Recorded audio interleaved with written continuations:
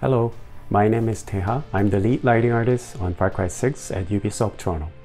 Our team was responsible for creating lighting for various aspects of the game, such as the world, characters, cinematics, and UI. We were also responsible for creating weather patterns, which controls the sky, cloud formation, wetness, rain, fog, and so on. Today, I'm going to tell you how we created lighting of Far Cry 6.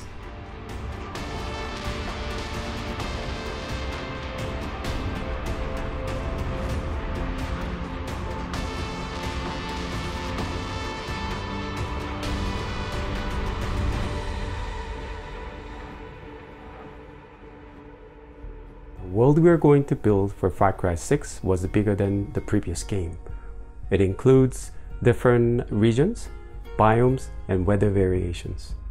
The first thing we need to keep in mind for the lighting was that Yara is a tropical island, which means that the sun and the moon need to rise and set at very high angle.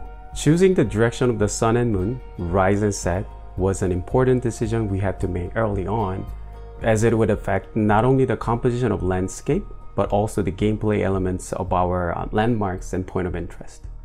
No one in the team wanted to have their locations or mission objectives that they work on to end up completely hidden in the shades of a huge mountains.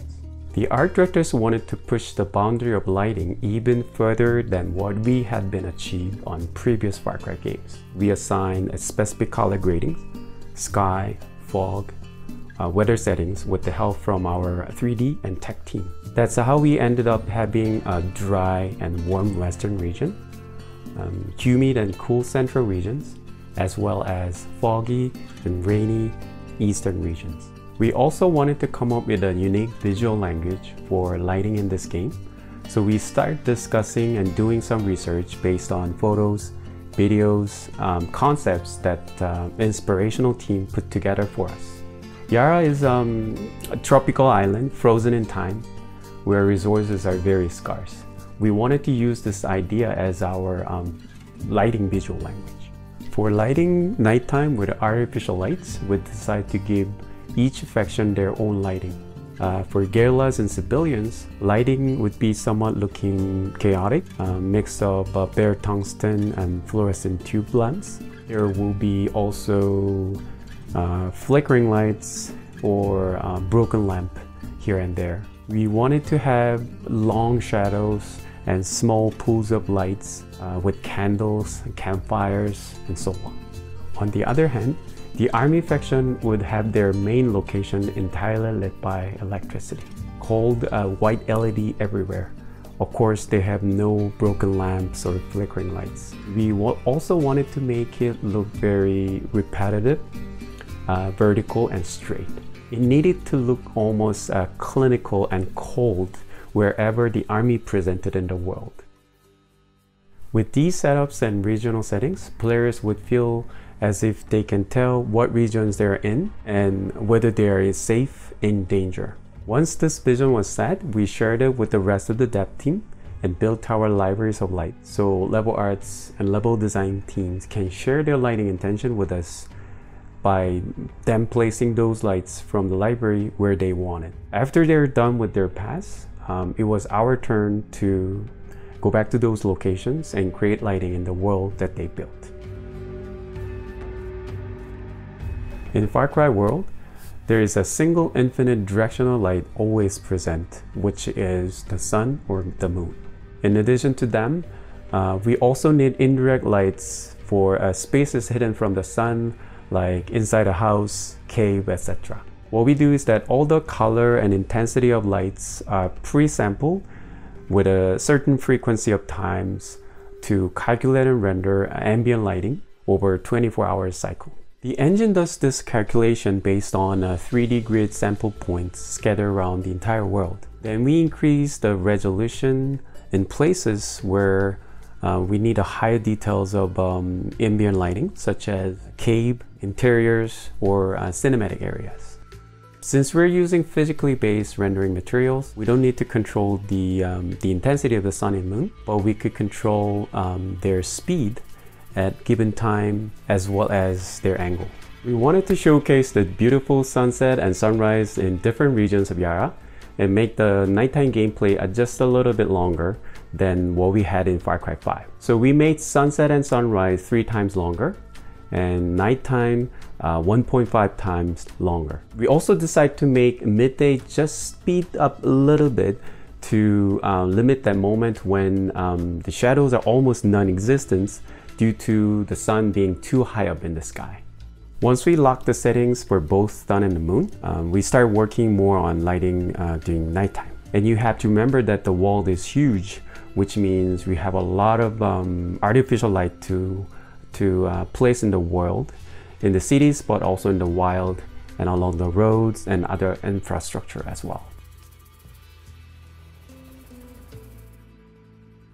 With the help from the procedural team, we were able to add lights to our power lines tool. So as level artists and level designers were laying out power lines along roads and structures, they were also lighting the surroundings the way they wanted.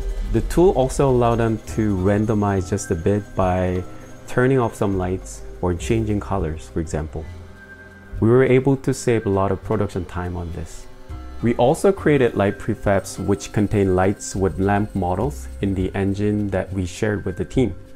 We attributed each prefabs to factions like armies or guerrillas and named them to be utilized as electrical or non-electrical, or to be attached to the walls, ground, poles, or ceiling, etc. This also helped the level art team to build their structural prefabs since they know what to include from get-go. These prefabs then gets dropped into the world and we start changing them the way we want and make them fit into the terrain or environment. Allowing players to see all the lights from far away is also one of the achievements we had with our collaboration with 3D team. Our light entities need to be turned off at certain distance from player's point of view in order for us to save some lighting budget in the game. We have to have certain visual entities to represent those lights from far distance. We manually placed a flare entity to represent lights from major landmarks, but the ones for the rest of the light sources were generated by the procedural system, which are done by 3D team. So we didn't have to keep track of each individual position of lights every time when their changes are made. The system was also smart enough to distinguish which lights are inside of the building or structure, so it doesn't need to have light generated when you are far from it. Another big challenge for us was on cinematics. They can be triggered at any given time of day, just like what we've been doing ever since Far Cry Primal. For example, if the player arrives at the mission area at nighttime, the cinematic had to play at nighttime. This means all scenes has to be lit for 24 hours, unless the scene is happening at specific time of day. With this in mind, our cinematic lighting artist has one more challenge to add on top: weather changes, and there are lots of scenes to take care of. First of all, we categorize our scenes by priority with the help of the production team. Higher priority scenes, such as opening, ending, narratively important scenes, are to be lit either by specific time of day and weather changes, or lit 24 hours smoothly. For the moderate and lower priority scenes, we decide to light the scenes with typical midday, dawn and dusk, night, and overcast day settings. This means we would light the same scene in 5 different ways, which it takes 5 times longer. With the help of technical and scripting teams, we can trigger these 5 different lighting scenarios based on the time when the player triggers the scene in-game. We were able to save some time while maintaining our visual quality of the cinematic lighting this way. Among lighting artists, we often say we did a great job when no one mentioned lighting in the game we worked on. Lighting is such a natural element required for games, just like we don't notice the air we breathe every day until its quality changes sometimes. We understand this and try to embrace it to bring our games to next level all the time. I want to shout out to our lighting team in Ubisoft Toronto, 3D, tech, support, production, and the rest of the art team. I also want to thank our teams in Ubisoft Montreal, Kiev, Berlin, Shanghai, Montpellier, Winnipeg, and also many other teams across the globe. It was such a huge project, and without their awesome work and support, there wouldn't be anything for us to achieve. Thank you for watching this video. I hope you enjoyed the work we did to light up the world of Yara.